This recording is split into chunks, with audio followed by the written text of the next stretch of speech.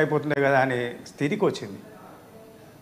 నేను సిఫారసు లెటర్ తీసుకుపోయినా, తీసుకపోతే అక్కడ ఒక అర్ధగంట కూర్చోవాలా, కూర్చోడంగా నిలబడాలి, కూర్చోని ఇక్కడ లేవు, నిలబడాలా. వాళ్ళందరూ అక్కడ ఉన్న ఎంప్లాయీస్ వాళ్ళ ఫోన్లు, వాళ్ళ పర్సనల్, వాళ్ళ యొక్క పైరవీలు అవన్నీ అయిన తర్వాత ఆయన దయదలిస్తే మన సిఫారసు లెటర్ తీసుకుంటాడు. తీసుకున్నాక దాన్ని చూస్తాడు కింద మీద అదేదో పెద్ద మోసపోయి ప్రామిసరీ నోట్లో కోట్ల రూపాయలు ఏమైనా ఆస్తి ఆయన కొట్టుకోపోతుంది అన్నాడు. చూసిన తర్వాత దాన్ని ఎంట్రీ చేస్తాడు. ఎంట్రీ చేసి సాయంత్రం దాపో అంటాడు.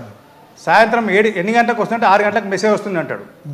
6 గంటలకు పోయి అక్కడ కౌంటర్ దగ్గర కూర్చుంటే 9:30, 10, 11 గంటలకు ఇస్తారు. దీంతో దర్శనం ఉంటుందా లేదా అంటే ఇది విఐపి టికెట్ల కోసం ప్రయత్నం చేసిన వాళ్ళ పరిస్థితి. నాలాంటి మధ్యతరగతి, నేను సామాన్య అనట్లేదు, మధ్యతరగతి వీళ్ళకి సంబంధించి అంటే ఏదో పరిచయాలు ఉన్న కొద్ది తీసుకొని పోయినాం. పరిచయాలు లేకుండా ఉన్నవాళ్ళు 24 గంటలు అక్కడ అనౌన్స్ చేస్తూ ఉన్నారు 24 గంటల దర్శనం పడుతుంది క్యూ లైన్లో ఉన్న వాళ్ళకు అని. అంటే 24 గంటలు ఎందుకు పడుతుంది దర్శనం? అంత అవసరం ఏముంది? వచ్చిన వాళ్ళని పంపొచ్చు కదా. కంపార్ట్మెంట్లు పూర్తిగా నిండేంత వరకు మేము ఓపెన్ చేయము. ఓపెన్ చేసిన ఒకరి మీద వాళ్ళు తోసుకుంటా నెట్టుకుంటా. రాధామోహన్ దాస్ గారు ఏదో చెప్తున్నారు, కృష్ణమూర్తి గారు ఏదో చెప్తున్నారు. కృష్ణమూర్తి గారు, సార్ సార్ సార్ స్వామీజీ, మీ మాటను నేను సమర్థిస్తున్నా. స్వామీజీ, మీ మాటని 100% కాదు 1000% సమర్థిస్తున్నా. నిన్నగాక మొన్న మేము అయోధ్య వెళ్ళాం.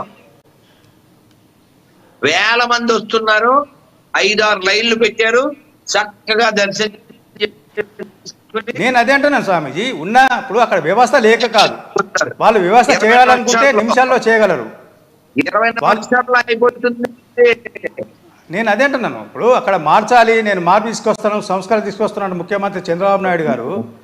దీన్ని ముందుగానే మార్చాలా. తిరుమలకు వెళ్తే నేను హాయిగా వెళ్ళొచ్చాను అనే విధంగా ఉండాలి. అబ్బా అయిపోయింది దర్శనం, అదొక పెద్ద ఇదన్నట్టుగా. అంటే దర్శనం కావడం పోని ఇన్ని కష్టాలు పడి ఉదయం నుంచి సాయంత్రం దాకా దాదాపుగా 15 గంటలు వేచి ఉండి అక్కడ, అంటే తిరుమల వెళ్ళిన తర్వాత 15 గంటలు వేచి ఉండి అక్కడికి వెళ్ళగానే పట్టి నెట్టేసుడే. ఇక ఓకే, అక్కడ నెట్టడం అంటే ఉండొచ్చు. కాబట్టి ఆ క్యూ లైన్లను పెంచి దాంట్లో సౌకర్యాలను పెంచి భక్తులకు కావాల్సినటువంటి ఇస్తే బాగుంటుంది. ప్రధానంగా ఎంప్లాయీస్లో మార్పు రావాలి సార్. అక్కడ ఎంప్లాయీస్లో మార్పు లేదు. వాళ్ళు ఏదో మేమేదో అంటే భక్తులేదో వాళ్ళ అవసరం కోసం వస్తున్నారు, మేమేదో వాళ్ళ మీద దయదలుస్తున్నాము, దయ చూపుతున్నాము, మా దయతోటే స్వామివారి దర్శనం అవుతుంది. ఒక సామెత ఉంది, దేవుడు వరం ఇచ్చినా పూజారి అడ్డుకుంటున్నాడుగా. తిరుపతికి పూర్తి స్థాయిలో వర్తిస్తుంది తిరుమల స్వామివారికి. కాబట్టి అక్కడ ఉన్నటువంటి పూజారుల విషయంలో, అంటే పూజారులు కాదు, దయచేసి దీన్ని గమనించాలి.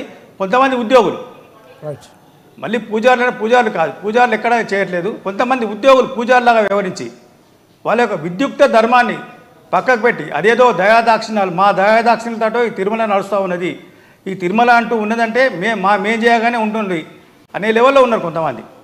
అది మార్చాల్సిన